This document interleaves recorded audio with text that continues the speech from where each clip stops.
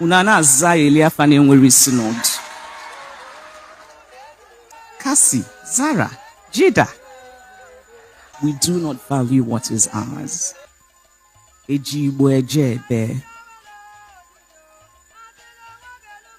Not only is that an example of remarkable stupidity, but we must remember that human needs are not merely material. So this person was talking about, I don't want my child to learn Igbo. Igbo will confuse my child. My child will not get a good job. But human needs are not merely material. We must feed our bodies, of course. We must think about what will give us a good job. But our souls must also be fed.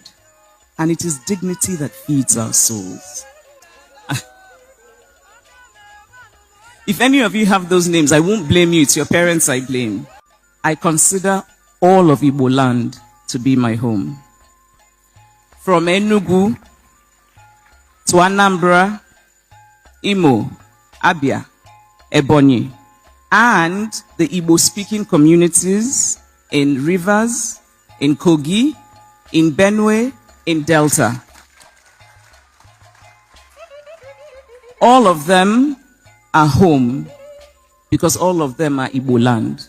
Igbo, Igbo.